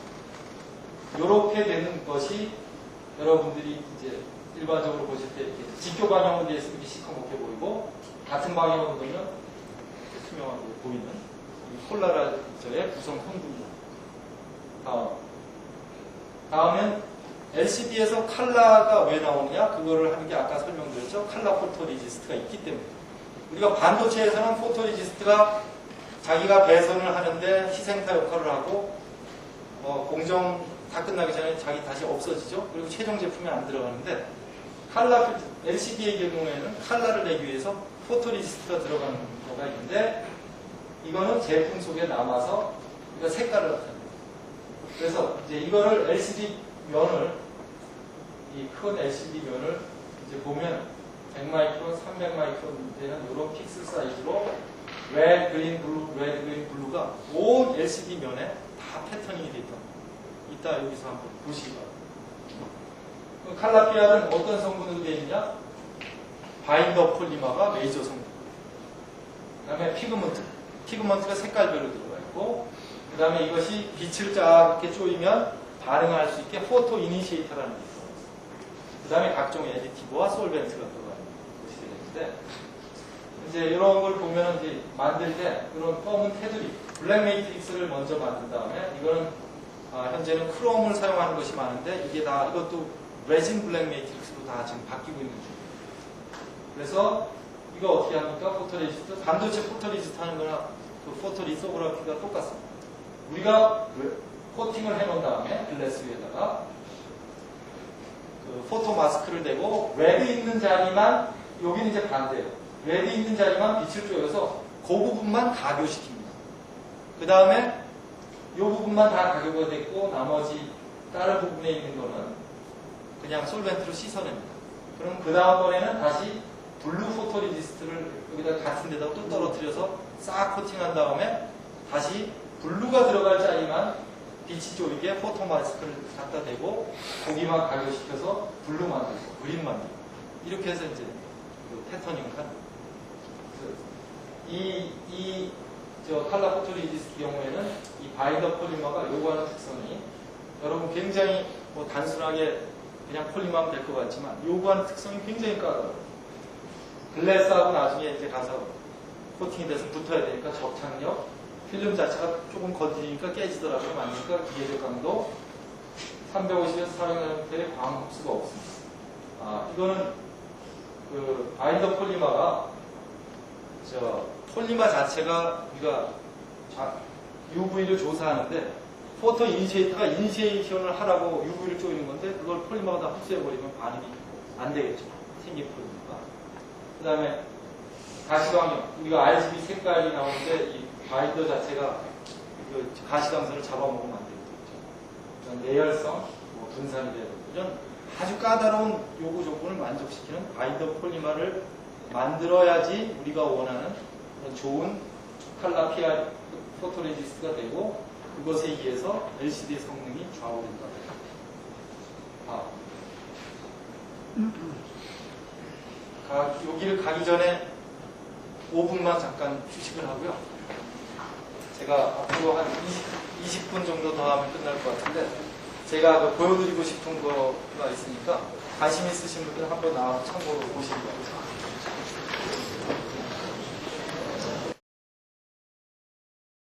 우리가 LCD를 얘기하는데 시장 조금 더 자세히 보면 2005년 전체 시장이 약 44조 원 수준이고요. 내년에는 이제 모니터가 노트북 PC를 금액면에서 이제 앞지를 것 같습니다. 그다음에 아까 말씀드렸던 대로 LCD가 앞으로 한 번 더 시장에 그 점프가 있는데 그것은 바로 TV가 LCD로 대체될 경우에 새로운 이제 점프가 있더라고요. 다음 주. 자, 노트북 같은 거 한번 기술이 어떻게 되고 있느냐 보면 역시 가볍고 값이 싸고 소비 전력이 적고 들고 다녀야 되니까요. 하이 데피니션으로 가야 된다고. 모니터는 이제 최근에 40인치까지도 이제 만들었죠. 이제 이런 게 또 CRT를 그냥 넘어서 PDP하고 대결하려고 지금 노력 중에 있고요. 역시 모니터는 여러 사람이 봐야 되기 때문에 그 시야각이 이제 넓어야 된다는 거고 밝기, 하이 데피니션. 자, TV는 아까 말씀드린 대로 밝아야 되고 그 리스판스 타임이 빨라서 우리가 빨리 거기에 전기를 딱 걸었을 때 LC가 빨리 작동해가지고 그 동영상을 빨리빨리 따라와야 되는데 그게 아직 지금 한 응답 속도가 한 10ms 정도 수준인 것 같습니다. 그래서 CRT가 5ms 이하거든요. 이제 그 색깔별로 좀 틀린데 그래서 이제 이 TV로 가기 위해서는 이 응답 속도하고 밝게 하는 거. 이게 이제 가장 큰 바틀렉이 되겠습니다. 그 다음에 이제 이 전반적으로 LCD에 관해서 이제 이거를 필요한 기술별로 이걸 정리를 한번 해보면, 이제 칼라도 그냥 우리가 노트북 PC일 때하고 모니터일 때하고 TV일 때하고 이 칼라 자체가 이제 많이 달라져요. 실제 리얼 칼라하고 얼마나 비슷하게 만들어내느냐, 이게 이제 중요하기 때문에 이제 그런 기술적인 측면에서는 새로운 칼라 포토리지스트가 필요하고, 이런 걸 구현하기 위해서는 뭐 피그먼트보다는 자체 그 바인더 폴리머를 새롭게 디자인해야 된다는 그런 니즈가 있어요. 두 번째, 뷰잉 앵글을 넓히기 위해서 근데 기술적으로는 이제 제가 오늘 이걸 자세히 설명을 안 드리겠는데 UV 얼라이먼트라든지 인플레인 스위칭 모드라든지 버티컬 얼라이먼트 모드라든지 이런 이제 그 이제 설계를 새롭게 하는 방법이 있는데, 결국은 다 이런 걸 구현하기 위해서는 거기에 들어가는 이런 폴리머들을 어떻게 거기에 맞게 잘 그런 기능을 할 수 있게 디자인해서 만들어내느냐가 니오체가 되겠습니다.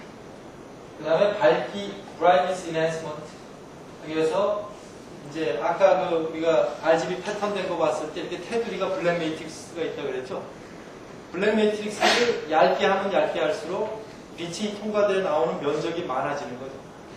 이제 그래서 그게 하이 어퍼처 테크닉이라고 하는 건데, 이제 그런 거를 이제 하기 위해서는 그 밑에 층에 그 TFT에 점점 더 그 포토리지스팅이 가까워지기 때문에 절연성이 점점 요구되는 문제가 있습니다. 그래서 절연성이 좋은 폴리머를 만들어내는 것이 아주 중요한 기술이고, 그 다음에 말씀드린 플렉서블 디스플레이를 하기 위해서는 글래스 서브스트레이트가 플라스틱으로 옵티컬 폴리머로 바뀌어야 되고, 틴 필름 트랜지스터 물질이 지금 이노게닉으로 만들어지는데 그거를 오게닉으로 해야지 같이 밑에가 서브스트레이트가 움직일 때 위에도 같이 움직일 수 있는 그런 것이 되어야 되겠습니다. 그 다음에 게이트 인슐레이터도 지금은 이노게닉으로 되어 있는데 이것이 오게닉으로 돼야지 전체적으로 플렉서블 디스플레이가 이제 가능해지게 되겠습니다. 그 다음에 이제 패스트 리스폰스 타임에는 회로적인 문제도 있지만 결국 액정이 리퀴드 크리스탈이 얼마나 주어진 그 전기장 하에서 빨리 반응하느냐, 이것이 이제 큰 문제이기 때문에 새로운 리퀴드 크리스탈이 나와야 된다. 물론 이런 측면에서 일부 나와 있는 그런 액정도 있긴 있습니다. 그러면 이제 우리가 분야별 소재가 지금 네 가지 분야 쭉 보셨지만 이게 저게 일렉트로닉 디바이스인데 소재가 중요한 게 다 이 유기 소재구나, 이런 걸 아마 느끼셨을 거라고 저는 생각합니다. 그래서 그 분야별 소재는 이제 이 정도 소개로 마치고, 우리가 나노 테크놀로지라는 걸 참 많이 얘기 듣고 있는데, 다음 점에서 나노 테크놀로지라는 걸 이미 이제 여러분 알고 계신 분들 많이 있을 텐데, 간단하게 요약을 하면 뭐냐, 한 100나노미터 사이즈를 기점으로 해서 우리가 벌크, 그러니까 큰 사이즈의 물질의 특성이 100나노미터보다 그 물질이 컴포지션은 똑같은데 사이즈만 단순히 100나노미터 이하로 내려가면 물리적, 광학적, 전기적, 자기적 성질이 같은 물질인데 달라진다. 단순히 사이즈만 줄어들었어요. 이제 바로 그것이고, 여러분들이 1나노미터라고 하는 건 사이즈가 어느 정도 되는지 여러분 느끼실 수 있습니까? 1나노미터는 10옹스트롬이고 머리카락 굵기의 약 8만 분의 1. 굵은 머리카락 가지신 분은 한 10,000분의 1 정도 될 것 같은데 일반적으로 8만 분의 1 정도 된다고 합니다. 그러니까 물질의 조성이 하나도 변하지 않았는데 사이즈가 줄어들면서 달라집니다. 여러분, 아까 나노 파티클 뭐 그런 얘기 했잖아요. 쇠인데, 철인데, 그게 철이 이렇게 잘 보이다가 눈이 나빠서 안 보이는 거 말고, 우리 가시광선으로 봤을 때 사이즈가 지금 1cm에서 점점 줄어들다가 마이크론이 되면 가시광선으로 그게 스틸 보입니다. 그러다가 언제부터 안 보이기 시작하냐? 가시광선, 사람 눈으로 보는 게 아니에요. 눈은 벌써 1마이크론만 돼도 못 보지만 가시광선이 스캐터링이 일어나는 제일 미니멈 사이즈가 얼마냐면은 그 일반적인 제너럴 룰 오브 썸으로 가시광선, 웨이블렌스의 한 20분의 1 정도로 물체가 작아졌을 때 이게 스캐터링이 안 일어나고 투명하게 보입니다. 그렇기 때문에 우리가 전도성, 여러분 그 텔레비전 앞에 이렇게 우리나라 텔레비전은 그렇게 돼 있는지 제가 확신이 없는데 아마 돼 있을 거라고 생각합니다. 텔레비전 앞에 여러분 다 투명하죠? 글래스죠? 그 위에 트랜스페어런트 코팅 물질이 발라져 있습니다. 그 역할이 뭐냐면은 전자파 차폐를 위해서 그 안에 코팅을 하는데 거기에는 나노미터 사이즈의 도전성 파티클이 들어가 있어요. 그걸 전자파를 차폐하기 위해서는 앞에가 부도체로 되어 있으면 안 되고 어느 정도 이상의 일렉트리컬 컨덕티비티를 가지고 있으면 그게 전자파를 차폐해야 되거든요. 근데 그 안에 나노미터 사이즈의 도전성 파티클들이 그 안에 들어가 있어요. 그렇지만 우리 눈에는 당연히 투명하고 거기서 나오는 가시광선이 거기에 스캐터링이 안 일어나기 때문에 화면에 일그러짐이나 그런 게 전혀 없습니다. 그러니까 단순히 사이즈만 작아져도 과학적인 성질이 벌써 많이 달라지잖아요. 나노 테크놀로지라고 하는 것은 그것이 비단 과학적인 성질뿐만이 아니라 전기적인 성질, 자기적인 성질, 그런 물리적인 성질이 완전히 달라지는 것을 이용하는 기술을 총칭하는 것이 나노 테크놀로지라는 거죠. 그러면 이 나노 테크놀로지는 옛날에 없었는데 오늘 얼마 전부터 몇 년 전부터 나노 테크놀로지가 생겼느냐? 그거 아니에요. 이미 우리가 알게 모르게 제가 말씀드린 대로 그런 나노 파티클을 텔레비전 표면에 다 발라서 쓰고 있다. 그러나 이제 그거보다는 좀 더 이제 알려져 있지 않은 분야에 응용을 하는 것이 이제 가능성이 많겠다. 그래서 이제 최근에 그 NT 나노 테크놀로지라고 해서 이제 인구에 회자되고 그런 것들입니다. 그런 거에 예를 몇 가지 들어보겠습니다. 우리가 그 솔라셀이라는 게 있는데 아직은 다 이노게닉 솔라셀만 있는데 앞으로는 다이센스타이즈 솔라셀이라는 게 이제 나오려고 합니다. 기존 거에 비해서 값이 엄청나게 쌀 수 있는데 문제는 성능이 안 나오는 거죠. 이제 그럴 때 들어가는 것들이 이런 타이타니아 나노 파티클 같은 것들이 이제 여기에 사용되어 있더라고요. 그 다음에 아직 우리나라에서 이제 상업화는 안 되고 미국에서 특히 많이 연구를 하고 있는 게 이 PDP 비슷한 건데 필드 에미션 디스플레이라는 게 있어요. 여기에서 이제 전자 그 TV 필요로 하는데 기존에는 제가 지금 그 물질 잊어먹었는데 이노게닉 물질로 하다가 최근엔 카본 나노튜브 여러분들 많이 들어보셨죠? 뭐라 그래요? 그 옛날에 골무 바느질 때 쓰는 골무가 이렇게 그물로 이렇게 된 그런 형상을 가진 카본 나노튜브 들어보셨을 텐데 이런 것들을 틴 물질로 쓰겠다는 게 요즘 많이 연구가 됩니다. 또 아까 말씀드린 대로 이미 우리가 반도체에서 케미칼, 미케니컬 폴리싱 할 때 나노 파티클을 써서 거기에 이제 사용하고 있습니다.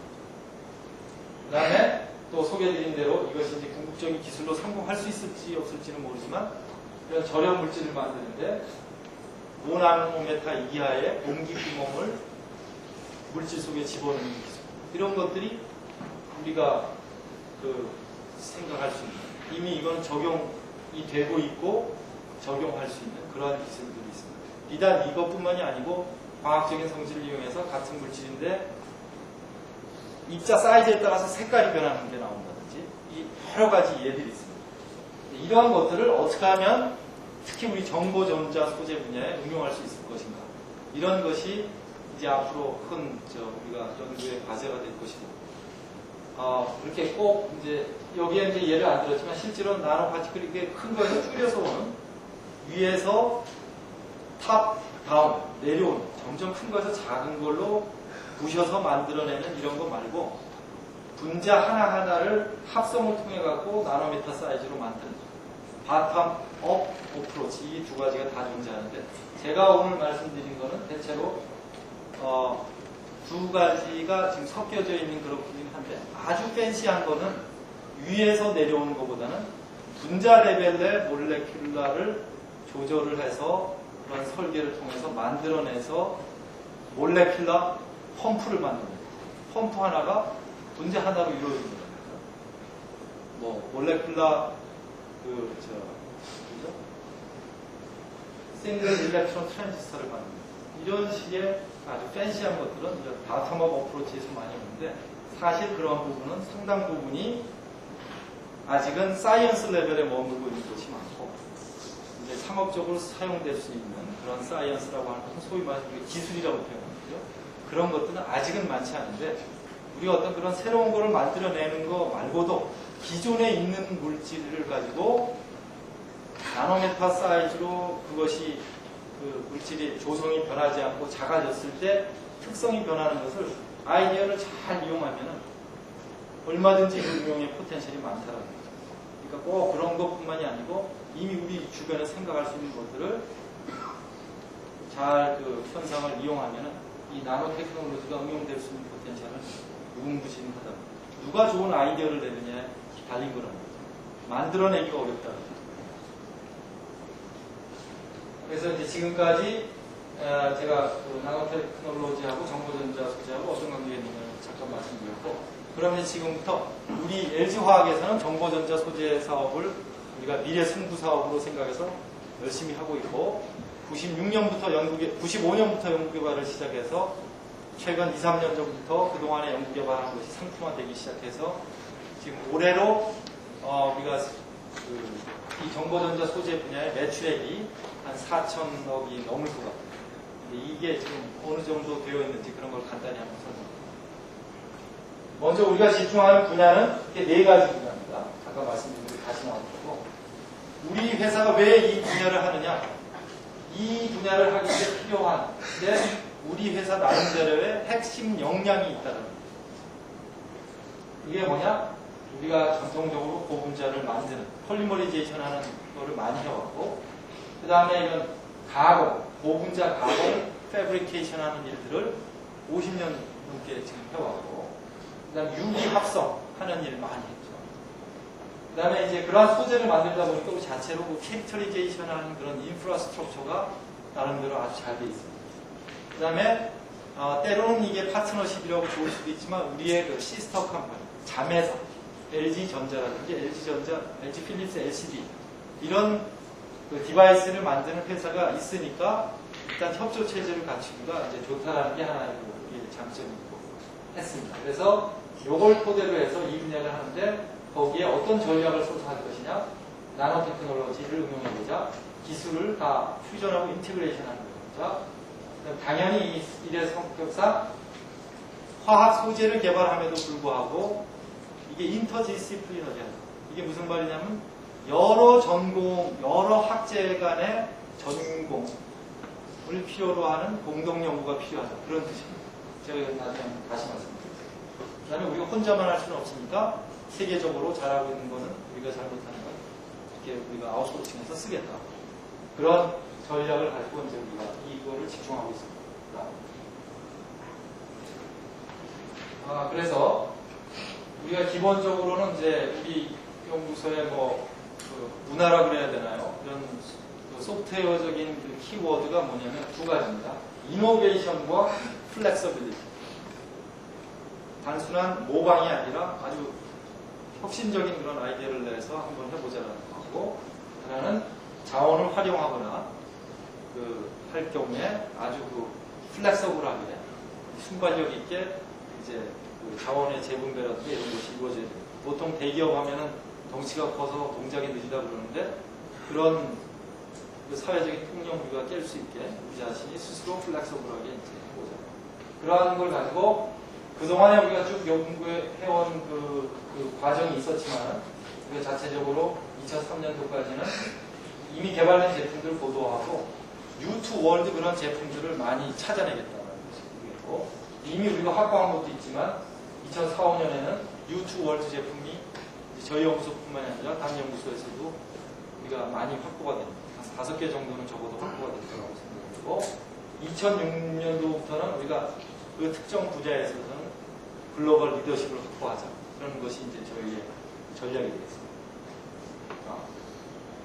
요것은 이제 그동안 95년부터 시작해서 우리가 R&D를 통해서 여기서 기술 도입한 게 하나도 없습니다. 이제 기술 도입도 불가능합니다.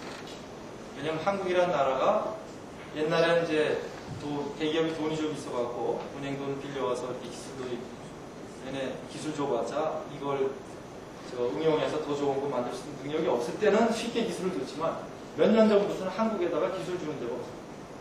한 7, 8년 전부터. 우리의 힘으로 이제 다 개발해야 되는 그런 상황이고, 그러한 노력을 통해서 우리가 일부나마 그 제품들을 상업화했습니다. 이미 99년에 리튬이온 배터리를 우리가 나라에서는 최초로 이제 개발해서 상업화했고, 제가 여기서 보여드린 형광채도 2000년에 우리가 세계 1등 제품을 우리가 개발해서 판매를 하고 있고, 작년도에는 리튬이온 폴리머 배터리, 이것도 역시 국내에서 최초의 기술이며 세계적으로 특허권을 행사할 수 있는 우리의 독자 기술로 만든 폴리머 배터리가 되었습니다. 그 다음에 편광판, 폴라라이저라는 것도 2001년부터 양산에 들어갔고, 그 다음에 2001년에 들어간 게 그 LCD에 들어가는 칼라 감광제. 그 다음에 이제 올해 들어와서 칼라 토너를 이미 이제 상업화를 했고, 또 칼라 감광제 위에 올라가는 오버포트 감광제도 양산 판매를 하고 있습니다. 이제 여기에 있는 것들이 정말 순수하게 우리의 연구 노력을 통해서 완전히 사업화한 것이지, 외부의 도움, 기술을 전혀 받지 않고 우리 스스로 독자적으로 개발한 것이 뿐만이 아니라 특허 면에서도 세계 1등 업체들과 당당히 겨뤄서 승리할 수 있을 정도의 그 제품의 퀄리티와 이제 그 모든 인프라를 갖추고 있다고 우리가 자부를 합니다. 여기까지 우리 LG화학의 현황을 잠깐 설명을 드렸고, 이제 마지막으로 제가 오늘 마지막으로 이게 제가 이거를 이 장표를 쓴 게 오늘이 처음은 아닙니다. 제가 한 두세 군데에서 이 장표를 쓴 적이 있는데, 너무나 여러분들이 이제 오늘 제가 드리는 말씀 중에서도 이미 벌써 느끼셨겠지만, 한마디로 정보전자 소재, 그런 디바이스, 시스템은 옛날에는 이게 설계가 제대로 됐나, 성능이 안 나오는 게 왜 이럴까 하고 설계를 걱정했지만, 이제 설계는 갈 때까지 다 갔다는 거예요. 그러한 설계를 구현을 하기 위해서는 그 설계의 성능을 구현할 수 있는 소재가 없어서 디바이스 업체가 꼼짝을 못하죠. 결국엔 옛날에 기존에 알려진 소재를 가지고 설계를 어떻게 잘해서 상품이 됐지만, 이제는 점점 더 고성능의 제품들을 내려고 하다 보니까 바틀렉이 어디냐? 설계를 못하겠다가 아니라, 설계는 다 되는데 그러한 요구 특성을 만족하는 소재가 개발이 안 돼서 이게 안 됩니다. 이게 반도체도 아까 말씀드렸던 로우-K 물질이 그런 것이고, CMP 슬러리도 제가 아까 자세히 말씀 안 드렸지만은 그 로우-K 물질이 되기 위해서는 그 CMP 슬러리도 그거하고 그거하고 같이 궁합이 맞아야 되는데, 그런 것들이 아직 개발이 안 돼 있어요. 그래서 반도체도 앞으로 한없이 4기가, 16기가 막 올라가는 게 아니고, 그 바틀렉이 있는데 그거를 해소할 사람이 누구냐?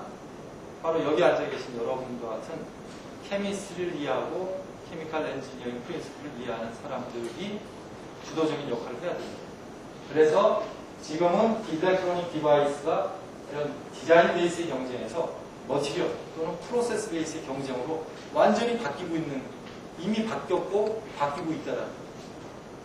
이제 이런 것을 이게 이제 가장 제가 드리고 싶은 말씀이고, 이제 이런 걸 해나가는 데 있어서 우리 아까 말씀드린 대로 이런 나노 테크놀로지와 같은 몰레큘러 레벨의 어프로치를 우리가 앞으로도 계속 정보전자 소재 분야에서 해야 되겠고, 테크놀로지 인티그레이션 앤 퓨전 해야 됩니다. 그 다음에 인터디스플리너리 테크놀로지가 이제 개발이 되어야 된다, 이런 얘기가 있고, 말씀드렸던 이 정보전자 소재를 하려면 이 디바이스 업체들하고 긴밀한 파트너십을 가져야 되는데, 그런 게 없으면 하기 힘들다. 이런 관점에서 제가 오늘 제가 그 제목에서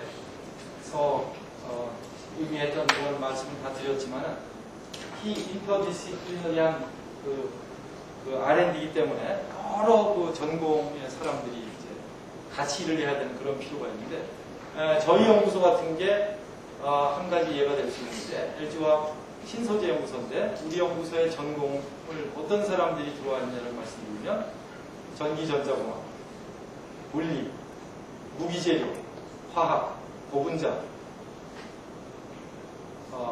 기계, 금속, 물론 인원수는 메이저는 아니지만 이런 사람들이 다 들어와서 일을 해야지 우리가 말하는 정보전략 소재 같은 걸 개발해낼 수 있다는 거죠.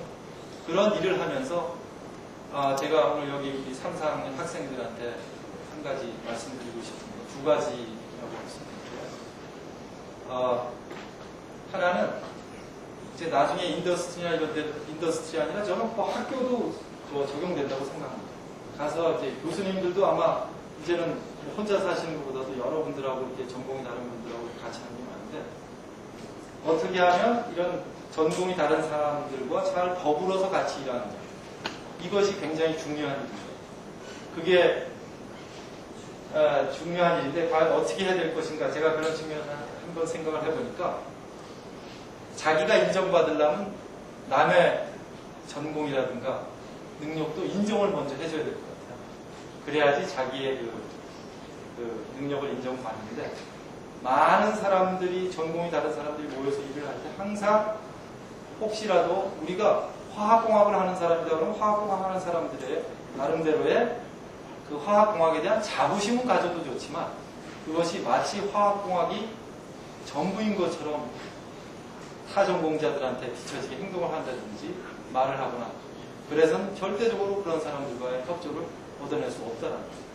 그러니까 남의 전공을 인정하고자라는 거 한 가지 하고 그와 비슷한 맥락에서 여러분들이 이제 사회생활을 이렇게 하게 되면은 여러분 옛날이 요즘에 어떠신지 모르겠는데 제가 보는 관점에서 얼마 전까지만 해도 최고의 인더스트리나 어디를 가든지 간에 잘하기 위해서는 제일 중요한 게 뭐냐?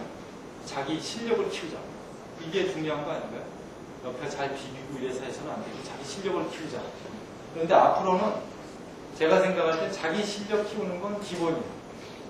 근데 더 중요한 실력이 뭐냐면 혼자 할 수 있는 일이 없고 여러 가지 전공도 필요하고 여러 사람과 팀워크를 이루어져서 해야 하는 일이 많은데 그런 거를 그런 거를 잘 하려면은 자기의 실력을 자기 혼자만 갖고 있는 실력 그 자체만이 중요한 것이 아니고 어떻게 하면 내가 갖고 있지 못한 실력을 주변에 있는 사람으로부터 동원해낼 수 있는가가 진짜 실력입니다.